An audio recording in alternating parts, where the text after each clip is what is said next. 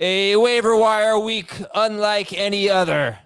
This is the masters of waiver wire weeks. What's up, everybody? Welcome to this show going into week 8.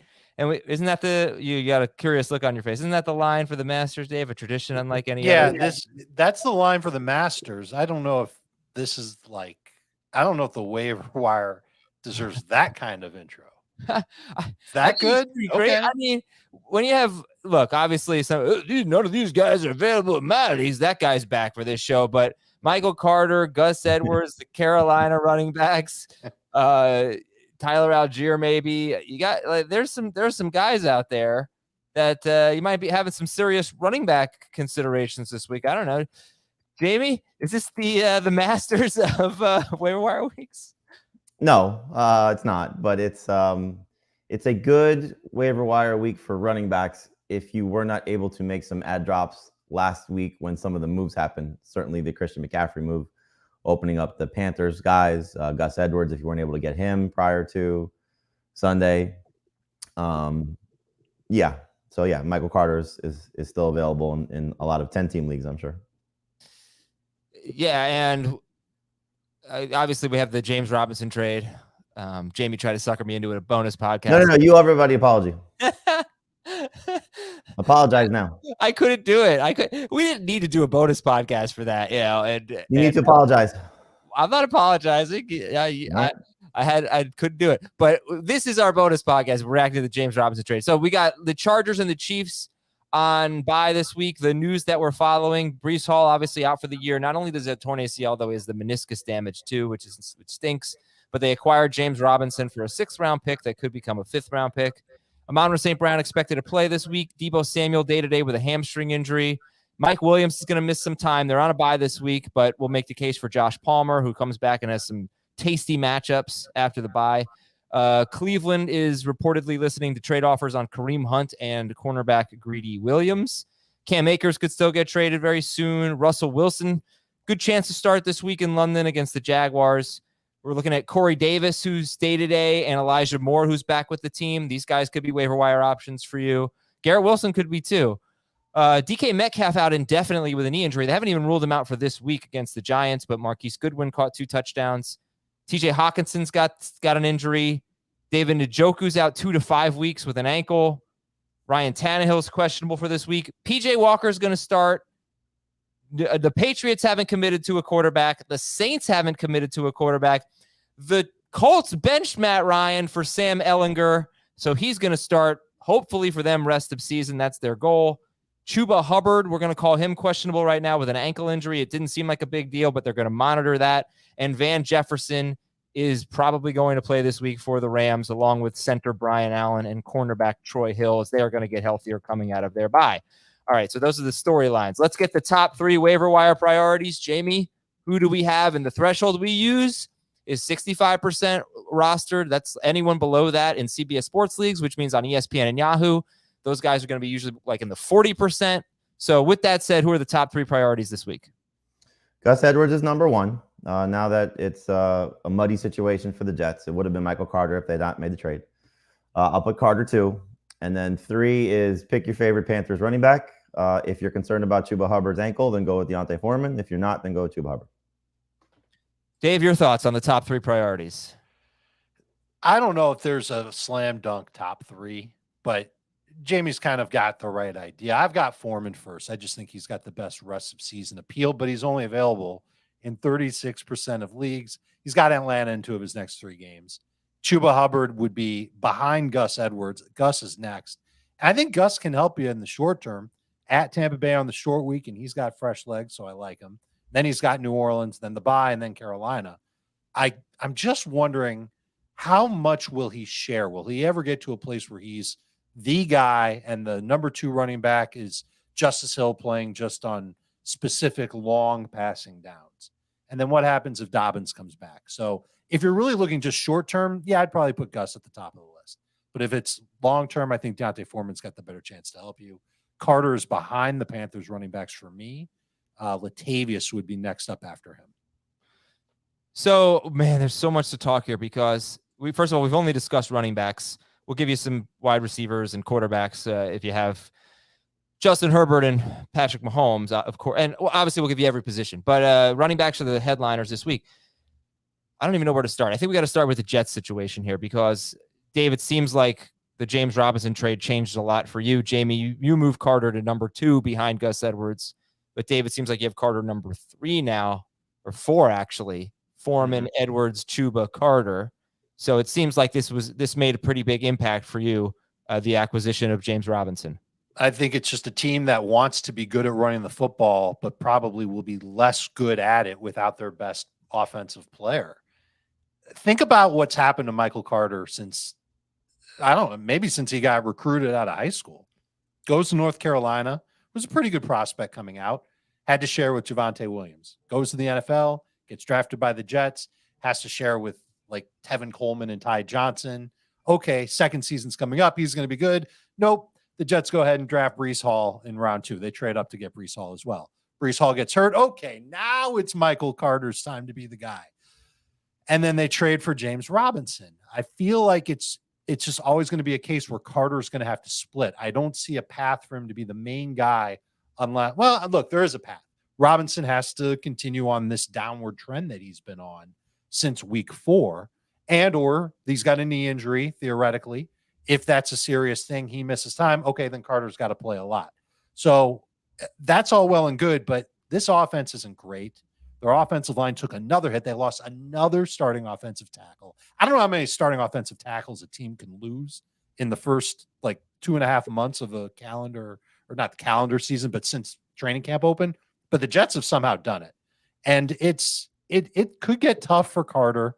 I know he's a great pass catcher out of the backfield. He's working with a quarterback right now that doesn't throw to his running backs very much. So I don't see great upside for Carter. And for however long Robinson's healthy, that's going to be the guy that's going to grind down games in the fourth quarter when they're winning.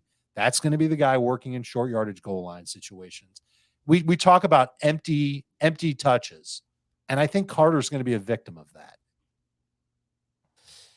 Yeah, so in the 4 starts that Zach Wilson's made, running backs have an 18% target share, which I think is okay.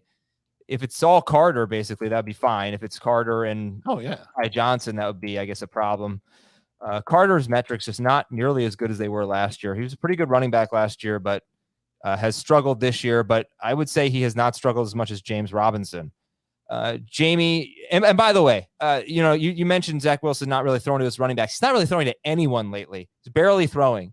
But I got to feel like the Jets' fortunes are going to change just without Breece Hall. He's just been such a key player for them. Now, Jamie, what do you think about this? How much of a downgrade was this for Michael Carter? And also tell us, what is James Robinson's value? And then real quick, what is Travis Etienne's value? But yeah, give me thoughts. Travis Etienne's easy winner. I mean, he's a slam dunk starter week in, week out now. It's just a matter of, is he a number 1 running back or number 2? It depends on the matchups that he's facing. But, he's going to get as much work as he can handle. And that's a great sign for the people who actually invested in him with a 3rd or 4th round pick. You're going to get rewarded handsomely as long as he's healthy. Obviously, this is an upgrade for both of the new Jets running backs, because now Carter gets a chance to play more to whatever extent, because James Robinson is not Breece Hall. So Carter's going to get an opportunity to see the field more than he had been with Hall active. I believe eventually James Robinson will be the better of the 2 Jets running backs. In the short term, Carter will be better because he's the one familiar with the playbook and clearly the one that they're going to lean on for this week. So we'll see what happens coming out of the Patriots game. Because most likely, I don't think the Patriots are going to get blasted again like they did by the Bears. However surprising that was, I'm sure they'll reevaluate some things and know that they have to make Zach Wilson uncomfortable and make him throw. Zach Wilson clearly is not Justin Fields, not going to do the same things that Fields did. So I think that Carter has the ability to be a borderline number 2 running back in PPR, flex at best, or flex at worst. Not somebody that's a slam dunk starter, but I would start him over Robinson this week. And Robinson gets an upgrade because, he was getting a little bit phased out, whether that was, again, a result of them maybe trying to keep him healthy and fresh to facilitate a trade. I don't think they were planning to trade with the Jets, but I think that's something that could have been in the works, that they were looking to move him to another team. So that's probably why he didn't play. So this knee injury, I don't know how much we can buy into. He did play 12 snaps against the Broncos in week 7. So I'm going to be excited about Robinson with this move. Comparatively to where he was with the Jaguars. I'm going to be excited about Michael Carter with this situation because he has a chance to be the lead running back for the Jets if he can prove to be better than Robinson. So both guys get an upgrade. I'm going to make a case for Chuba Hubbard here as the top guy. Just a case, not saying that this is what I do, but I think he's going to work more on passing downs than Deontay Foreman. He was kind of their third down back. It wasn't quite clear. They both ran similar amount of routes, but these two guys, Foreman and Hubbard, combined for 12 carries in the first 3 quarters, and then they combined for 12 carries in the 4th quarter in a game that they actually blew out the Bucs. Well, and Hubbard left with an injury. Yes, and Hubbard had 1 of those 12, and Foreman had 11. Before Hubbard got hurt, Hubbard had 9 carries and Foreman had 6. So it's not even clear. Like if you look at the final box score, you see 15 carries for Foreman, you see 9 for Hubbard. But Hubbard actually was out carrying Deontay Foreman before he left with an injury. And I expect him to be more involved in the passing game. And I expect that to be a more valuable role for the Panthers going forward, because I still think they stink. I think they're one of the worst teams in football. Not defensively, but overall, because their offense is going to be so bad. So that's I'm going to make the case for Hubbard to me over Foreman. And everybody's got flaws. Like Gus Edwards just doesn't catch the ball, and now he missed what was listed as a practice yesterday. Well, they didn't practice, but they have a short week, and he's got this returning from a knee injury. And the way they use J.K. Dobbins, this makes me like a little nervous of what they're going to do with Gus Edwards this week. Everyone's got flaws. Everyone's got flaws here. So I think Hubbard's got a case. You like Foreman the best, Dave. I mean, it is kind of interesting that there's not a consensus here anyway. So I like Foreman the best from the perspective that he can help you the most the rest of the season. And you're right about Hubbard being the passing downs guy. He played all 8 of their 3rd and 4th downs through the first 3 quarters because he got hurt early in the 4th quarter. So he's going to be that guy. Foreman will be like what I talked about with James Robinson, but a little bit more so. He's going to be the short yardage guy for Carolina. How many times will they be in short yardage situations? Probably not that many. He could be the running downs guy on top of it. And I'll tell you what, he had a couple of really nice runs. The offensive line did a really nice job for him. It's kind of funny how it all happened, and that it happened against Tampa. And I do think a lot of the blame should go on the Bucs defense. I think they made the Panthers maybe look a little bit better. The concern that I have for Gus, I already mentioned it. J.K. Dobbins could be back eventually. What does that do to Gus's work? What does That's Lamar not till do week to 12, Gus's though. work? Huh? That's not till week 12, though. Right. He's a short-term fix. If you're looking for someone just to get you by. You say short-term, that's 5 games. Right. Well, 8, 9, 10. He's got a buy in there. It's 4. I think that Gus is still going to be the guy if you need a short-term. If you're looking more long-term, it's Deontay. That's what I said. Yeah, I'm with you, Adam. I would take Hubbard over Foreman too. I think, if Foreman looked great and hopefully can continue to do this, but I feel like exactly what you said, they're not going to be in those situations very often. And Hubbard looked better than him in the beginning part of the game. His role in the passing game should continue. And if you told me right now that Hubbard's got no issues with the ankle, it's easily Hubbard over Foreman. Do you view any of these players as must-start options going forward? Not necessarily for this week, but Gus is a slam dunk in non-PPR. I think it's kind of by default, right? Because there's not a lot of running backs. No, it's because of what his role is on this team. I mean, yeah. No, I get it. With Dobbins, and I like Gus a lot this week too. Are you nervous about what I said about Gus Edwards the short week? I don't think so, because what we saw from Dobbins in his first action coming off of the PUP list was they were very, very cautious with him. They were not the same with Edwards. I think they were not super cautious. Well, I thought, it was the first game back they were cautious with him? With Dobbins? Yeah. I thought it was the second game back. Okay. Now, the short week, yes, that could be if he has any issues, but we haven't seen anything aside from what the injury report is. But as you noted, which is always the case on a short turnaround, they list almost every team. Right. With these designations that have some sort of issue.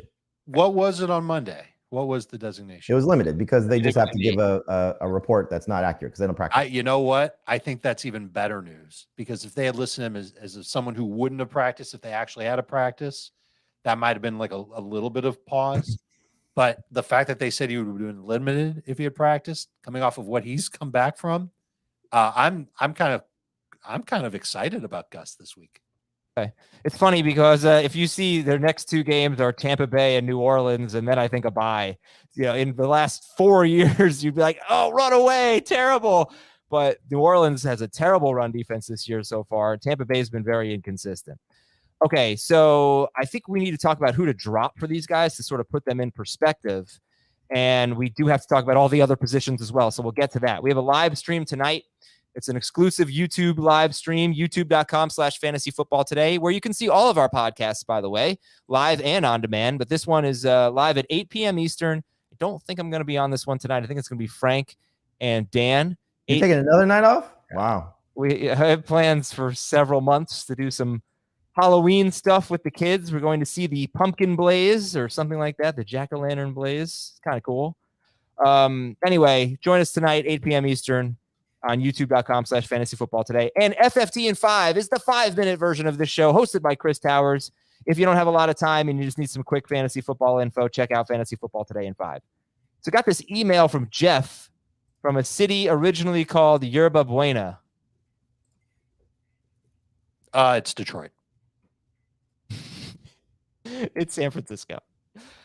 Jeff from Yerba Buena said, Gus Edwards, Antonio Gibson, and both Panthers running backs are on my waiver wire. How many of Eno Benjamin, Brian Robinson, and Kareem Hunt would you drop for these guys? This happened. Let's just call it half PPR. This happens to be a third PPR, but we'll call it half PPR. So, yeah, kind of putting them in perspective of who to drop. Gus Edwards, Antonio Gibson, who's about 74% rostered in CBS leagues, and both Panthers running backs. Would you drop Eno Benjamin, Brian Robinson, and Kareem Hunt for them? I don't think I would. I would consider Definitely not Benjamin. the first two. I would consider Benjamin because it could be messy when Connor comes back. I would consider Robinson because I think Gus Edwards is a better version of Brian Robinson in the offense that he plays in. And if Hunt does not get traded, but you can't make that decision now, you don't know that now. But if Hunt does not get traded, then all these guys are potentially better than him. So if you're banking on a Hunt trade and not knowing where he goes, then yes. But if you're trying to get Gus Edwards, I would drop Brian Robinson for him for sure. If you're trying to get the Panthers running backs, maybe drop Benjamin. 3 weeks from now, we could be saying Benjamin's worthless if Connor is back to anything resembling what he was. I mean, Benjamin had one good game against a bad run defense so far on a Thursday night. Mm-hmm. Yeah, he showed flashes before then, and Connor looked so bad. Well, I agree with you, but it could be messy. I think what we would see when Connor's ready to play is a split, but I don't think they go completely away from Benjamin. You said what, half PPR? Yeah, this was just a hypothetical. It happens to be. If it's half PPR, I'm dropping them all for Gus. If it's non-PPR, I'm dropping them all for Gus. If it's full PPR, I probably would hold Kareem Hunt. I would hold Eno, and I would drop Robinson for Gus and for Hubbard. Yeah. And you got to think, it's very realistic for Gus Edwards to have a 14 carry, 65 yard, no touchdown, no catch game, and you just got 6.5 points in PPR, which is terrible. Yeah, so you got to keep that in mind. Sure, which is basically what Brian Robinson just gave you with a 20 carry game. Right. Oh, sure. Yeah, I wasn't disputing what you were saying. And that was pretty close to what Kareem Hunt gave you with a touchdown. All right, let's move on. We'll talk about some more players here. Quick schedule alert. Evan Ingram, 61% roster. I don't know how you guys feel about him. He's got 3 straight games with 9 or more PPR fantasy points. This upcoming week looks bad. Denver has been really good against tight ends. They've held Kittle, Waller, Gerald Everett to fewer than 30 yards. But after that, Evan Ingram's matchups are against teams that currently rank 29th, 25th, 21st, 28th, and 24th against tight ends. There is a bye week in there, but just want to throw that out there on Evan Ingram. I'm going to give you some free advice that you didn't ask for. Pick up Tyler Bass. He is 67% rostered. He is the Bills kicker. He is very good. And you don't have to drop every kicker for him, but you might want to just take a look at Tyler Bass. He's not Daniel Carlson like last week, but pick up Tyler Bass. All right. Let's get into the other positions here, and then we'll talk FAAB. We'll give you shallow league options, deep league options. We'll recap last night's game, which may have been surprising to some, but I think the Patriots kind of stink. Didn't think they'd lose necessarily, but man, Aikman and Buck were like, I don't think the Patriots thought they were going to be in this kind of game. And then Buck was like, they're shocking the Patriots tonight. What? No, come on. How could you watch that broadcast when the other I love them. I think they're terrific broadcasters. They're great, but the Mannings are so much better. Were they on last night, the Mannings? Oh, it was so great. Yeah. They're always great, but I like the traditional. I'm a broadcaster guy. I love broadcasters, except for one guy who called a baseball series this year was some of the worst broadcasting I've ever heard. I think y'all know who I'm talking about. All right, top 3 at each position. Jamie, who are the quarterbacks we're looking at? So you probably will dispute this based on how you scoffed at your own quarterback on FFT yesterday, but Daniel Jones is one. Justin Fields, not for this week, but for the next 3 weeks, is 2. And then I have Jameis Winston 3 with the hope that he takes over the starting job again and can start to play like the guy that we were expecting this season with hopefully a healthy receiving core. There's not a slam dunk this quarterback that I have to have for this week, aside from Daniel Jones. I think he does worth using as a streamer against the Seahawks, and the next 2 games after that are not horrible after as well. All right, Daniel Jones at Seattle, Justin Fields against the Cowboys. Not about this week. Right. Don't use him this week. Right. And New Orleans hosts. After that, he gets Miami, Detroit, and Atlanta. We're hoping Jameis Winston is the quarterback. They have not announced that. Correct. So, but I'll tell you this though. The way I have it in the story is, if you don't get Winston, you want to pivot to Dalton. Not that you're going to get the same amount of pass attempts like you got last week, but if they do, you see what the Andy Dalton experience can be. Even with the 3 interceptions, still a top 5 quarterback this week. Okay. So how high is Daniel Jones or Dave, whoever your highest waiver wire quarterback is? How high are they ranked this week? Dalton is the highest ranked for this week, but I don't know if he's going to be the starter, which is why I can't recommend, using your first waiver claim on a Saints quarterback if you needed a quarterback. I get where Jamie's coming from on Daniel Jones being the guy, because he's going to play and he's got a great matchup. So giving him the nod. Oh, you don't think so? No, I think, first of all, just so I don't forget, are we talking a top 12 guy, a top 15 guy, a top 18 guy? What are we talking about? I think I ranked Dalton close to my top 12. Daniel Jones is top 12 for Jamie. Dalton's close for Dave. Okay. Right. No, I just want to say Seattle's only given up one big game to a quarterback this year. I think it was Goff. He had over 40 points. Yep. No one else has really torn them up. They have a history of being horrible defensively every year to start and then becoming pretty good. It's starting maybe happening a little bit earlier this year, but the last 2 weeks against the Cardinals and the Chargers, they've been pretty good. And the thing I said about Daniel Jones was that he's not really a matchups guy, because everything for him is about his rushing totals. You're lucky. Third most rushing yards in the NFL among quarterbacks. I think 4th most per game, just behind, basically tied with Jalen Hurts for 3rd. So it's Jackson, Fields, Jones, Hurts are your top 4 in rushing yards.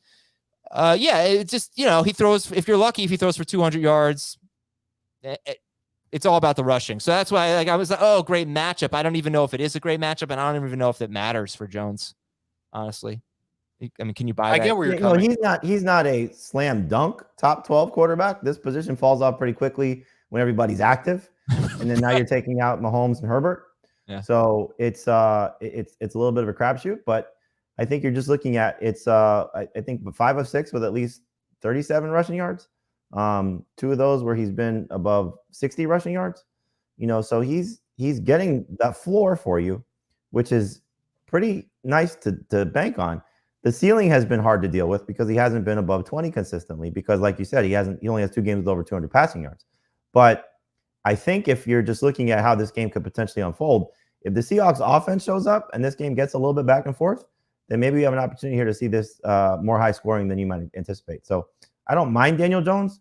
You could say there's 5 other quarterbacks that could be better than him. Jameis Winston was starting. I would put him ahead of him. We're not ranking Jameis Winston yet. So, right. Okay. So Saints quarterback is so Jamie would put. I would put Daniel Jones over Dalton. I would put Winston over Jones. Okay, and since Dave already has Dalton ahead of Daniel Jones, I assume you'd put Winston over Jones too, if Winston. Of course. And here's the other thing: how many teams are on bye this week? 2. Okay, so there isn't going to be some crazy rush. Now, no one is like heartbroken over losing Matt Ryan. He wasn't a week in, week out must starter. If you value somebody like PJ Walker and you could see yourself starting him against Atlanta, they've allowed 6 quarterbacks this year to get at least 20 fantasy points. If you could stomach that, you could definitely stomach Daniel Jones. You could definitely stomach Justin Fields. And if that's the case, why not go after Jameis Winston for nothing? Because no one's going to chase him off your waiver wire. You can make him your 3rd or 4th priority. Hope that he comes back. If he doesn't, you're going to drop him and go get whatever's left of. And I think I'd rank it this way. I think I'd honestly rank it because I'm getting cold feet on Daniel Jones already. Dalton, Walker, Jones, Fields, and it's close between those two. Remember, Jones had a great game last week, a lot of rushing. Before that, 20 or fewer fantasy points every game. Well, yeah, 20. I mean, hallelujah if you get 20 from your waiver wire guy. But you're right, he hasn't been very good. All right, so yeah, we'll come back to that a little bit later, give you some more names, but I think those are the main guys. You know, it's fun. My wife was looking at the waiver wire in her league. Your wife she showed me a screenshot of who was available. Daniel Jones, all these guys we're talking about were available, and so were Russell Wilson and Matthew Stafford. It's like, God, I don't even know what I would do. I need some time to think about that. Do I go with Daniel Jones over Russell Wilson and Matthew Stafford this week? Yes. Easily. No. Maybe over Wilson. Easily over those guys. All right, running back. I think we covered running back. Just rewind, but it's the group of Gus Edwards, Michael Carter, the Panthers running backs at the top of the list, and Latavius Murray would be behind them. Okay, and give you deep league options in a bit. I'm going to skip running back here. Wide receiver, Dave. Who are the top wide receivers to get? I might be missing some names, so forgive me, but I think it's a little underwhelming at wide receiver this week. I've got Mooney at the top of the list. He's 41% available. And I know he didn't have a good game last week, and he might get shut down next week, but Jamie talked about the Bears' schedule after week 8. So he's at the top for me. Wan'Dale Robinson is next, provided that he's healthy. I love him in PPR especially. And then here's the order that I have after those two. It's Josh Reynolds, Paris Campbell, and Donovan Peoples-Jones. These are not exciting names, but I think Reynolds might actually be the best one of the bunch just because of what he's done prior to week 7. It sounds like St. Brown will be back, but I think you can get him with your second or third waiver claim because I don't think there's much excitement for him. And I do think that he can be a better player and a better fantasy contributor starting this week.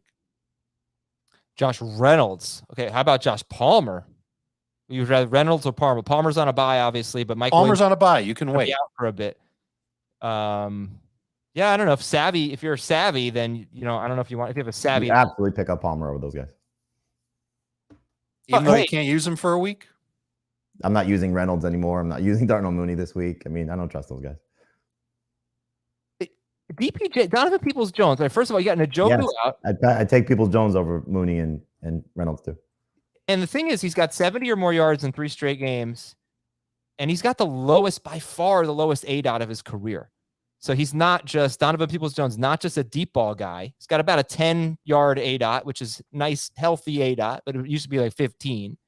I don't know. It's pretty interesting. Shows up every week with 12, 13. He hasn't scored, but he's tied for 11. It's 11 PPR points or more in 3 or 4 games. Like you said, he hasn't scored a touchdown yet this season. There's probably going to be some more target opportunities now without Njoku on the field, who was getting 7 targets per game. Maybe that all goes to Harrison Bryant. We'll see. Maybe more goes to Cooper. But he's just, like you said, he's just showing up and producing and probably going to be chasing points again this week. So I don't mind him as a number 3 receiver. Dave, I wasn't even trying to dispute what you were saying. I was just making it's all good. It's okay. I was making the case for the other guys. What I'm checking on right now is Peoples-Jones ADOT the last 3 weeks. Okay. It's been 13.1, 15.8. Last week against Baltimore was 9.8. So it started to break out a little bit, which is what I thought was happening. And it's in line with what he's been doing. The production's been good. Because every time I've gone back and watched him, it's felt like it's been 1 or 2 big plays that's helped pushed up his fantasy numbers. And you just have to hope that continues. He's on my list. He's in my top 5. He's just not at the top. Okay. And is there a must-have, gotta-have him wide receiver for you guys, even if it's not for week 8, but for rest of season, available on waivers? If Wan'Dale is healthy, 100%. Okay. So go and grab him. 8 targets, 6 catches in the first half. Yeah, it's really you gotta note that he seemed like he really struggled in the second half, possibly because of the injury. So the numbers, right, it looked like he grabbed his groin, maybe, or something. Yeah. I'm glad that he tried to play through it, but for a guy that missed 5 weeks, 4 weeks, whatever it was, with the knee injury after getting hurt in week 1, you got to keep an eye on that. But if he's healthy and the way this receiving core looks like right now, buy all day long. Okay. Yeah. And I think the only issue is that if you're not going to use him at Seattle this week, then he has a bye. So that's the only, but most of these guys are going to be dealing with buys coming up in recent weeks. Jamie, who are the top tight ends to get?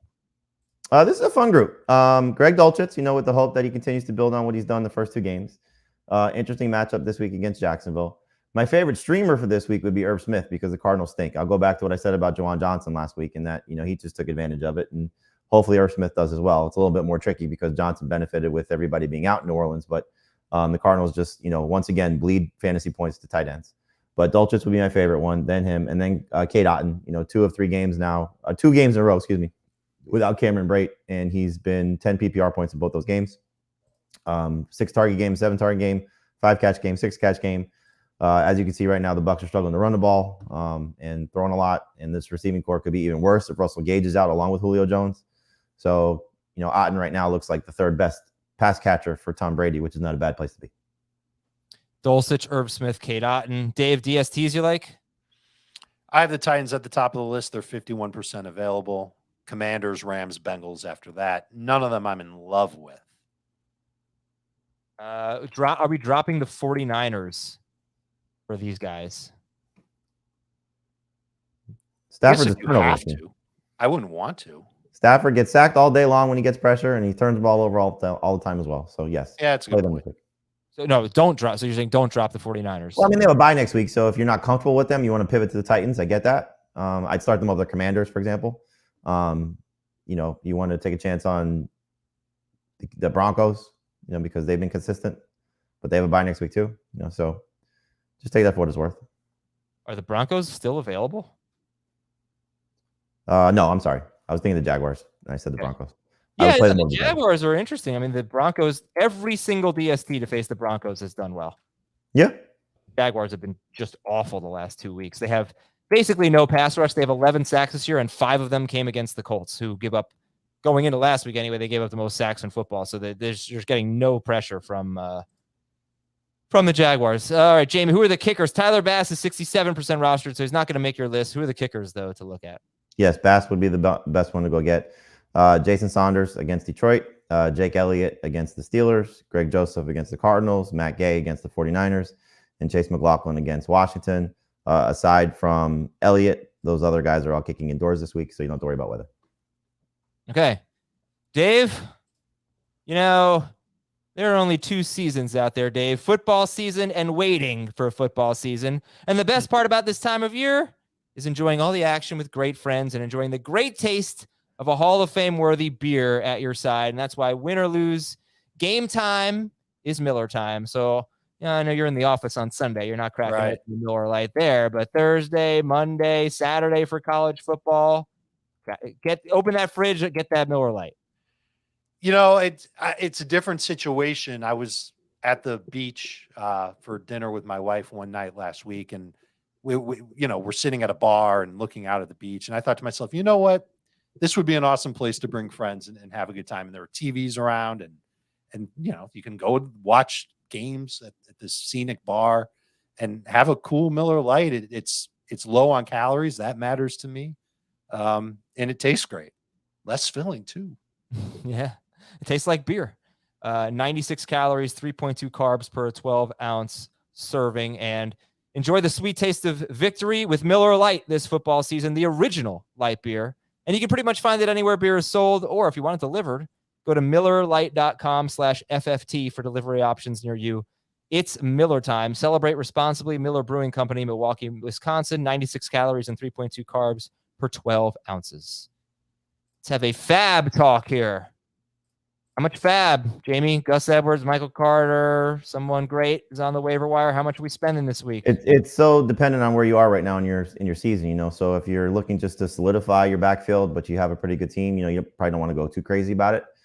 If you're at a worse than 3-4 record, I would say you have nothing to lose at this point. So probably spend as much as you need to get somebody who can help you. So I ballpark it about probably 20% on average. Again, you're talking about Gus Edwards as the lead running back for Baltimore until at least week 12. The situation for Michael Carter, he could be the best running back for the Jets for the rest of the season.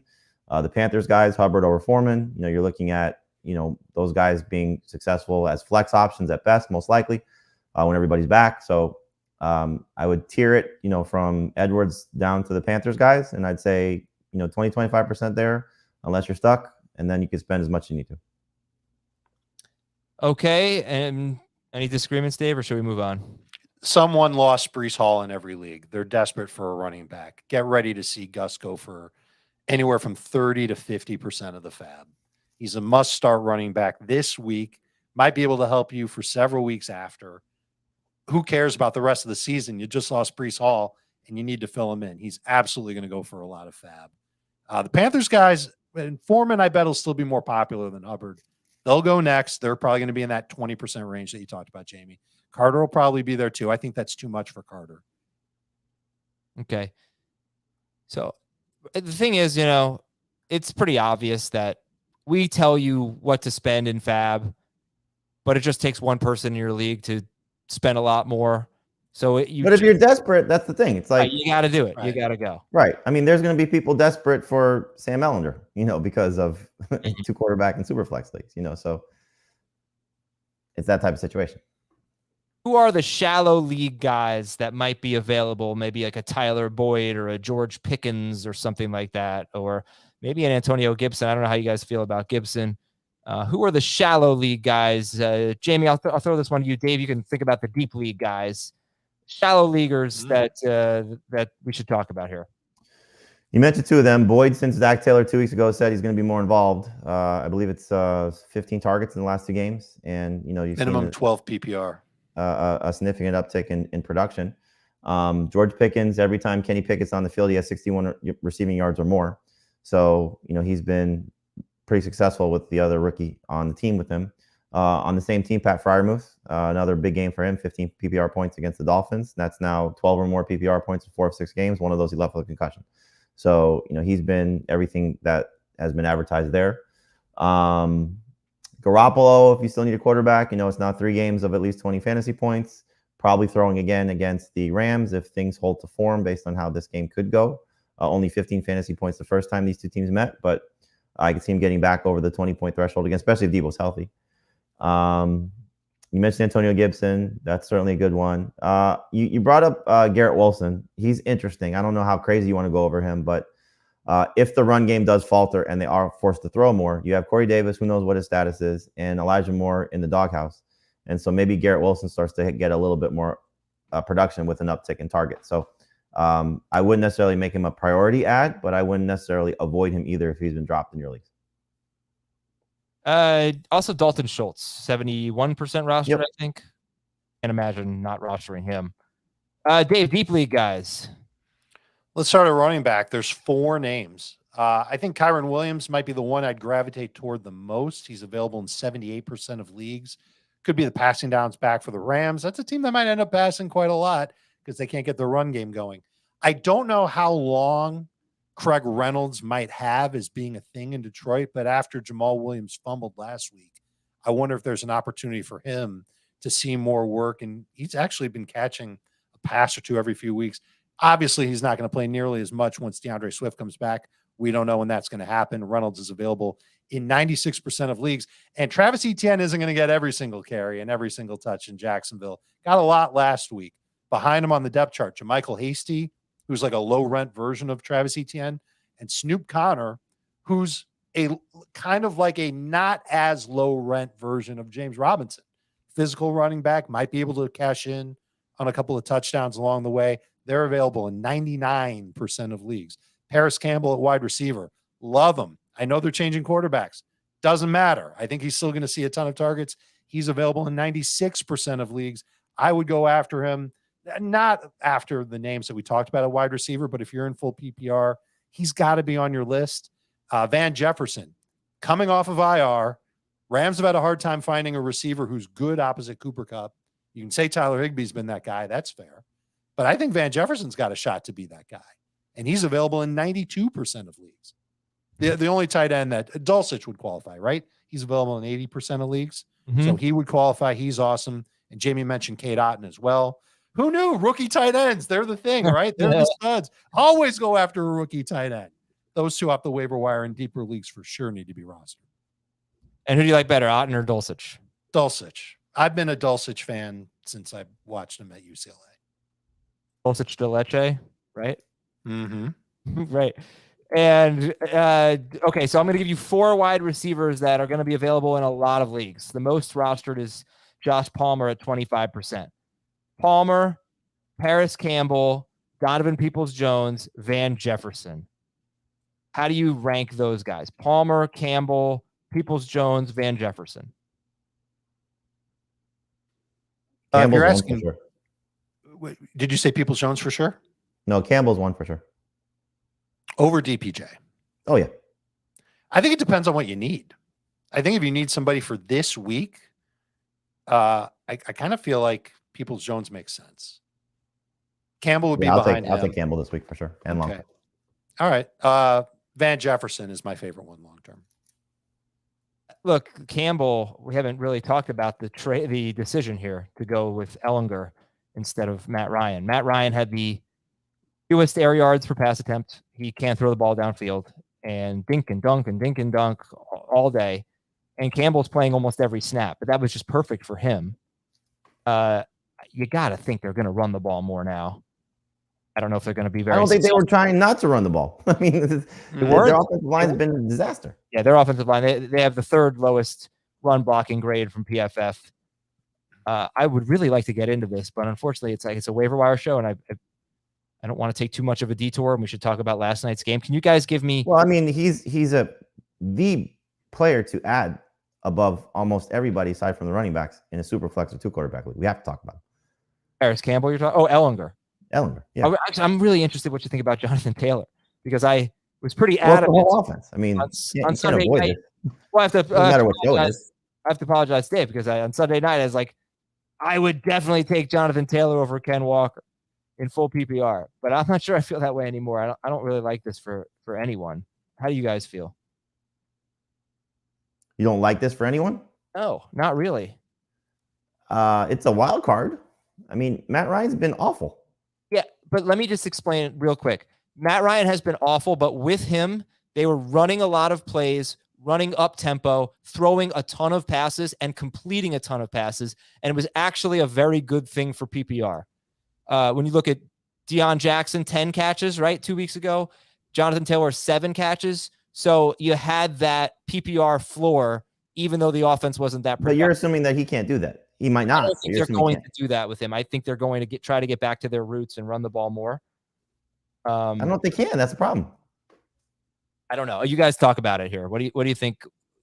Whose value goes up? Whose value goes down? Give me your Colts rundown. For me, it's kind of status quo right now until I see it.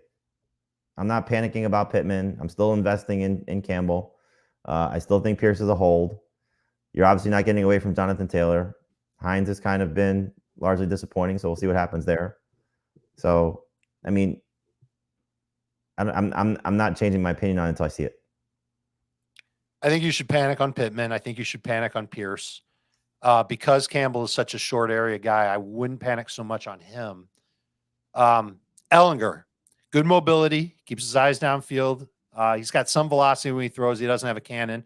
I don't think much changes because they move on from Matt Ryan to Ellinger, except Ellinger can move around the pocket, whereas Matt Ryan is a statue. So he might be able to keep some plays alive. I went back and I saw, how was he in college? Like first thing I did is, where did he put the ball? Where did he throw the ball in college? Every year at Texas, at least 70% of his throws went to wide receivers, no more than 15% to running backs. It was single digits for tight ends 3 of the 4 years there.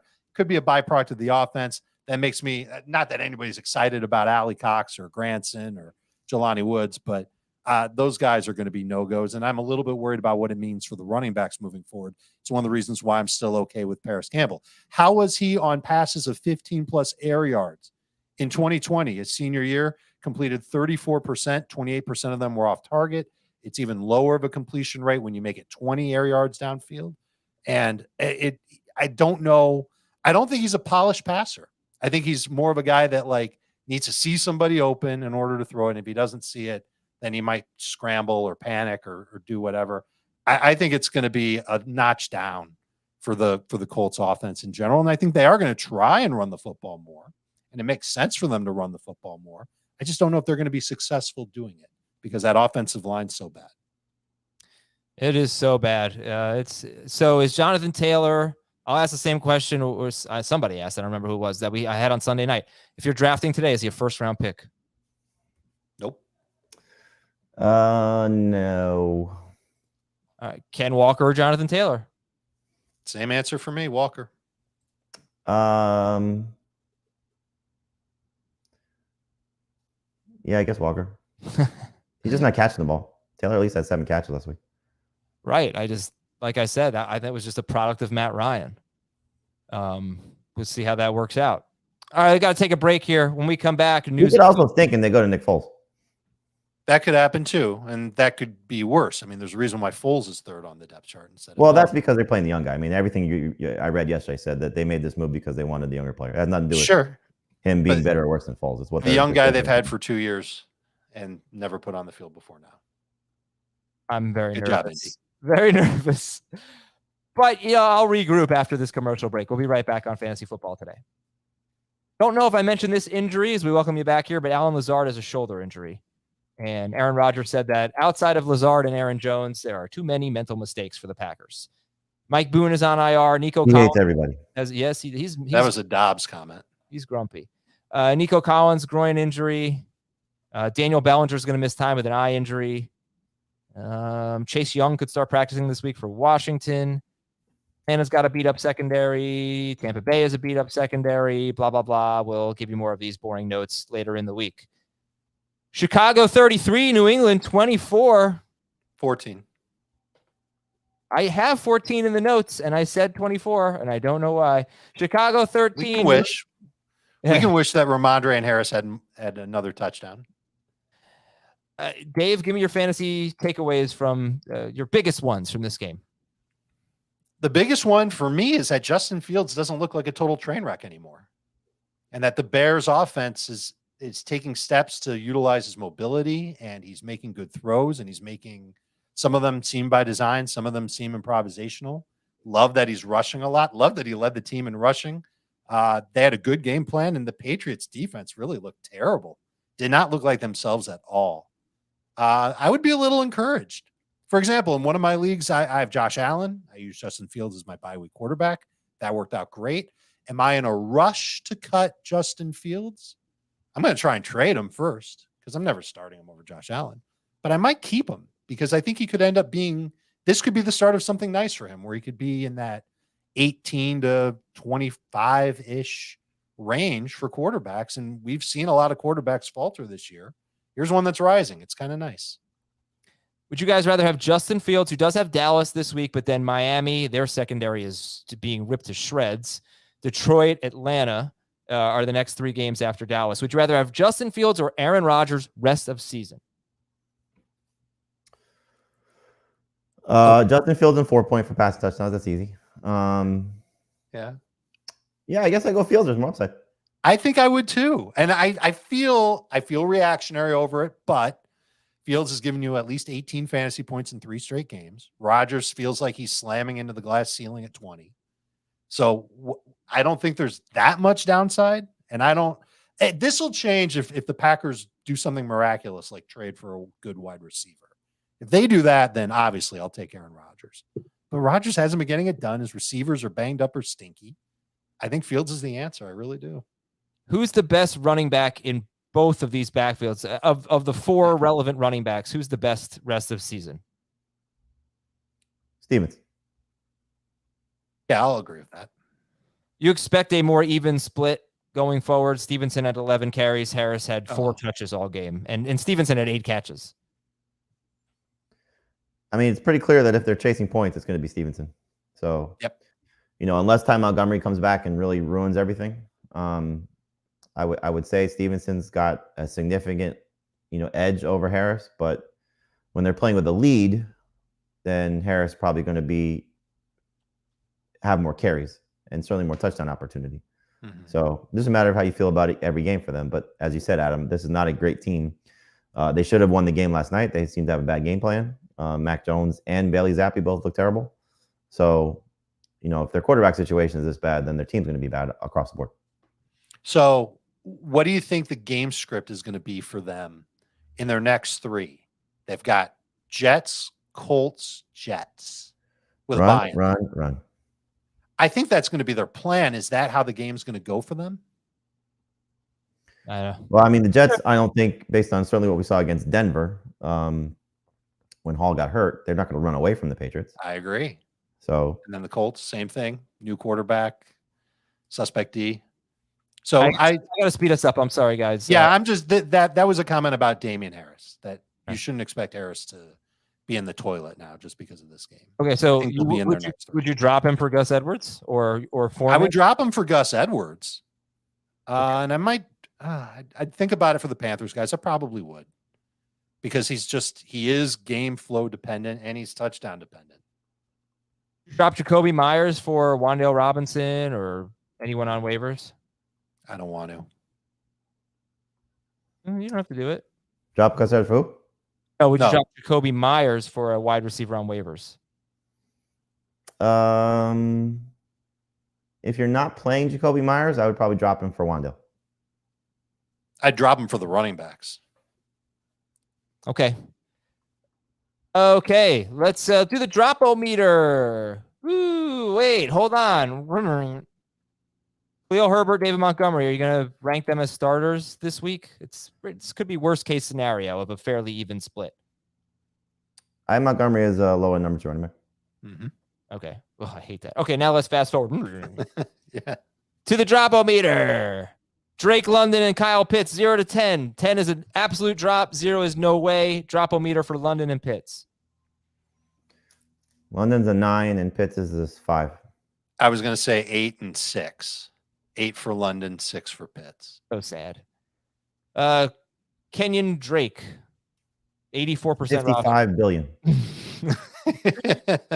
I'll say 0 with a 1 in front of it. Okay. Rashad Bateman, 85% roster. 2. 4. Jared Goff with the Dolphins this week, 70% rostered. 10. 0 in Superflex, 8 in a 12-team league, 10 in a 10-team league. Yeah, you don't have to nobody's gonna. Don't drop quarterbacks in Superflex. Michael Gallup. What the hell? What the hell happened in that game? Good question. Dak turned into Cooper Rush and they ran the ball and played defense. Yeah. I'm ready to give up on Gallup. Like, I'd rather have Wan'Dale. So put him at a 9. I'll say 7. Curtis Samuel, 74% rostered. He had 8 targets and he had 5 carries. So yeah. 5. 10 in non-PPR and 3 in PPR. Naeem Hines, 59% rostered. Naeem Hines? Yep. 10 in non-PPR and 5 in PPR. You can go higher than that in PPR. He could be a 6 or a 7. Hunter Renfrow, 69% rostered. 10 in PPR, 10 in non-PPR, 8 in PPR. It's a 10. I had James Robinson on here, but nope. Nope. I get him off. Jeff Wilson, 84% rostered. 3. 8. 3. Only a 3, Dave? You wouldn't drop Wilson for all those? I would like to keep him on my bench. All right. For reasons that I don't want to speak into. Yeah, I get it. Okay, so we'll check in one more time, a deeper look at the waiver wire to end the show. You can check to see if Jimmy Garoppolo is available against the Rams this week. Do you have him as a top 12? You have Garoppolo or Daniel Jones or Saints quarterback this week? Jones, Garoppolo, Dalton for now. It would be Winston, Jones, Garoppolo. I have Dalton, Garoppolo, Jones. All right, Jamie's priorities are Daniel Jones, Justin Fields. We'd rather have Justin Fields rest of season, but he has Dallas this week.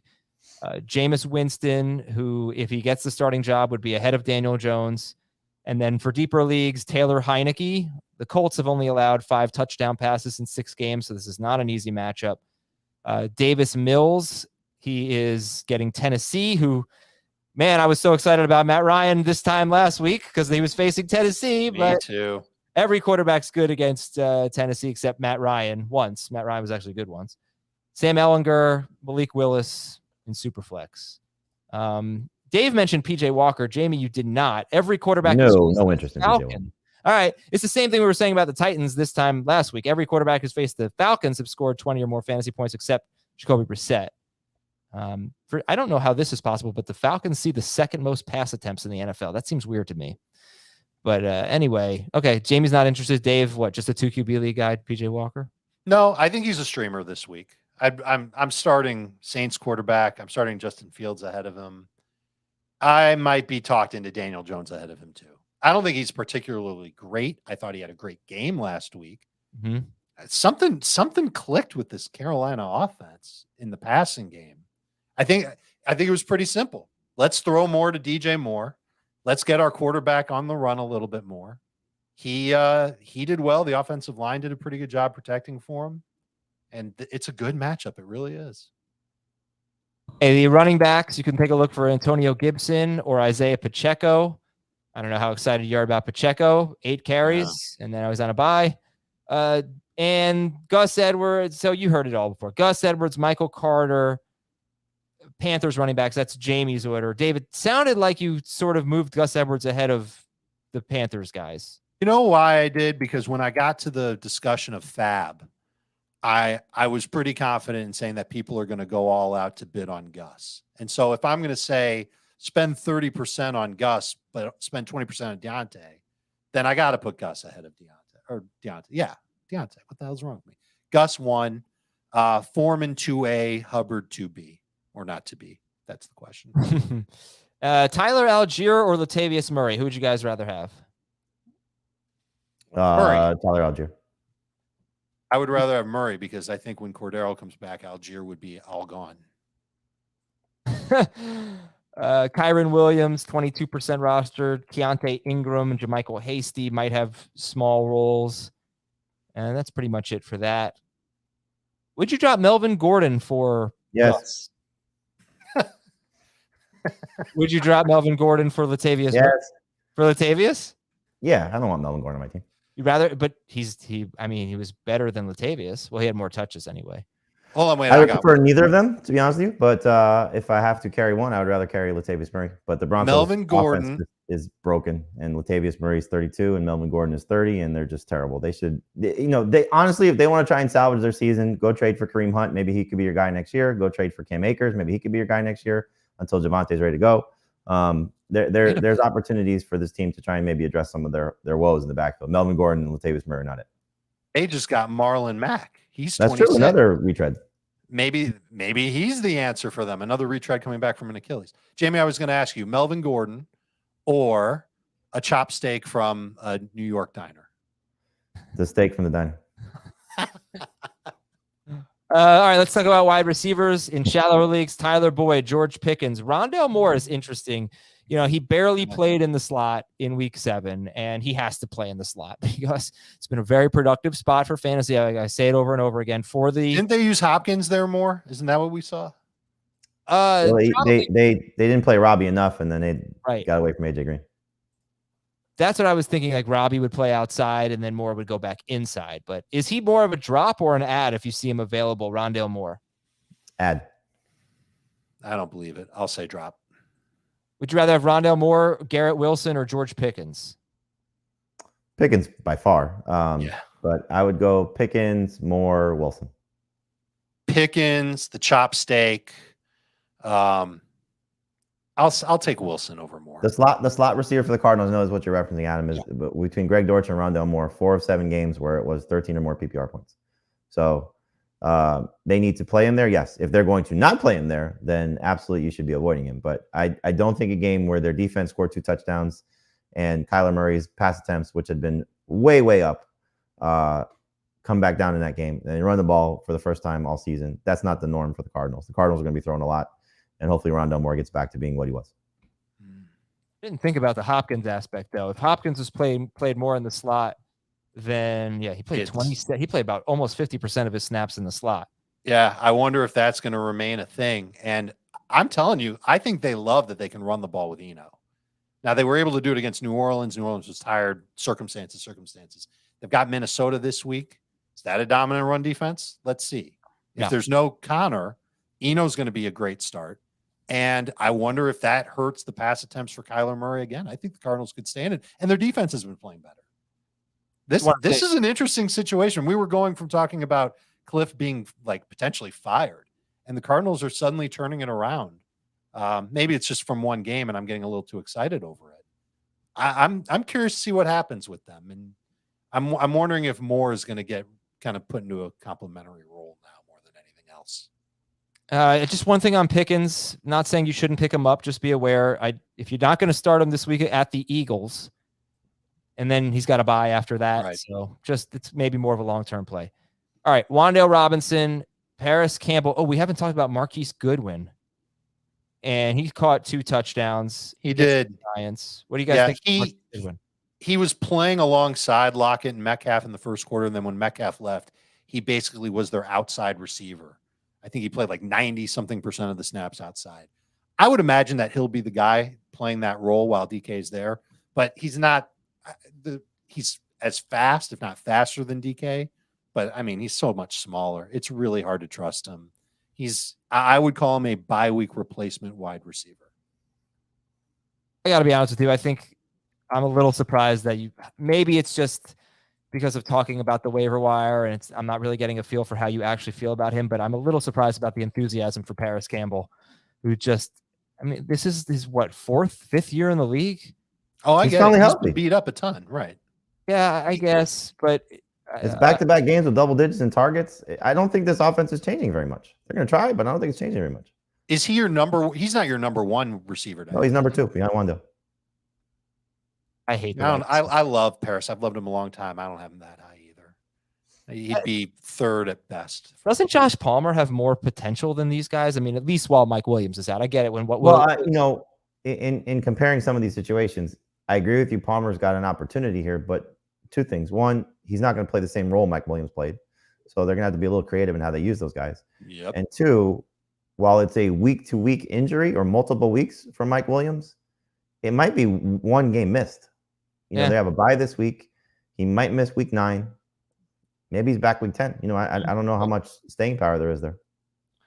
Totally fair. Okay. And what are your expectations for Van Jefferson? I mean, last year he had 89 targets, 50 catches, just over 600 yards receiving and a touchdown, or 6 touchdowns. No, 800 yards receiving. 50 catches, 800 yards receiving, and 6 touchdowns. So he averaged 9.8. That was his season? Yeah. Wow. That is incredibly, because all I did was the 8 games after Robert Woods got hurt. And he basically did that was almost his exact 17-game pace. That is really creepy. Anyway, he stunk. No, he's not going to be a league winner. 50, 802, and 6 on 89 targets. He will be exactly the 17-game pace. He's a week winner. He's a week-to-week winner, but not so. No guarantee plays this week. So they designate him off IR to return. So there still could be a 3-week window without him. This team obviously is not the same team that we saw last year. So, expect probably not as good production. But in his final 7 regular season games, 3 of those he had 14 or more PPR points. So there'll be some good moments. There'll be some disappointing moments. You'll never know when to trust him. But if you have an IR spot, you should absolutely pick him up and see what happens. Okay, how about Romeo Doubs? Drop or hold with the Lazard injury? Goodbye. Darius Slayton, 8%. Deep leagues, you could pick him up, especially if there is no Wan'Dale. Corey Davis. No, he's hurt. He might play this week. That's great. Okay. No. All right, tight ends. The shallow guys are Freiermuth, Higbee, and Schultz. Not bad options there. Dulcich or Irv Smith for this week? I believe I have still Dulcich. Yeah, I mean, gosh, Arizona's just so bad. Now, Arizona has faced Kelsey, Waller, Higbee, and Goddard, but also 2 touchdowns to Juwan Johnson. Jordy Fortson and Taysom Hill caught touchdowns against them. You can get a very similar stat line from Irv Smith that you got his last game, which was 4 catches and a touchdown and 7 yards. Touchdown or bust tight end. Cade Otton, pretty, I think, nice PPR floor. And then if those guys aren't available, which would be surprising because at least 2 of them should be, Harrison Bryant and Jawan Johnson himself and Tyler Conklin could be available. So Bryant's interesting because, again, Njoku's leaving 7 targets per game on the table, and clearly that's a position Jacoby Brissett has leaned on. And Johnson, while last week may have been the best game of his life, and you could say that will never happen again, I agree. But the week before, he had 6 targets and 4 catches for 41 yards. And Michael Thomas, Jarvis Landry, and Adam Troutman might be out again. And we've seen the Raiders give up production of tight ends this season. So not a bad hold if you did pick him up last week. Does it bug you that so much of his production came in garbage time? With the way that the Saints are playing right now, I would not be surprised if there's garbage time again. How about Ingram? You didn't have him on your list. Is it the matchup? 61% roster. Evan? Yeah. It's the matchup. It's the lack of touchdowns. It's kind of, you know what you're getting. So I think there's a lot more upside with several of these guys. So he's not a top 12 tight end for me this week. Okay. He's boring. He's 9 or 10 PPR points. He's got some good matchups after this week. Yeah, great after this week. If you want to look ahead, so he's like in the streaming conversation. Maybe you've been using him. Pivoting to Dulcich is easy to do. I think it's a smart move for this week. You might have to go and scramble for another tight end next week. So a lot of effort coming on here, but that's the name of the game when it comes to streaming tight ends. Okay. Just to point out, Dulcich played 1 game with Russell Wilson and he had 3 targets. You know, I think he out-targeted Cortland Sutton by a pretty wide margin in this game, right? I mean, isn't that going to change with Russell Wilson back? Maybe. Yeah, but I don't know if Judy's targets did the same. So Russ and Judy just not on the same page. I'm just happy to have a tight end who's playing a lot, who's got some explosiveness to his game. He's not a slug out there at all. He's a moving tight end. He is exactly the type of tight end that you're looking for in fantasy football. Pretty good Dulcich situation. Yep. All right, I could go off. I got a bunch of those. DSTs, Titans, Colts, Bengals, Jaguars, Commanders, Kickers, Jason Sanders, Jake Elliott, Greg Joseph, Matt Gay, Chase McLaughlin. We'll see you tonight at 8 p.m. Eastern. Thanks for hanging around. No IDPs. You got any? Yeah. Who you got? Jalen Hawkins, if he's healthy, for Atlanta, and Ryan Neal, defensive back for Seattle. He's been great the past couple of weeks. Was going to mess with number 1 streamer Daniel Jones. All right, we'll talk to y'all later. Thanks, everybody. See ya.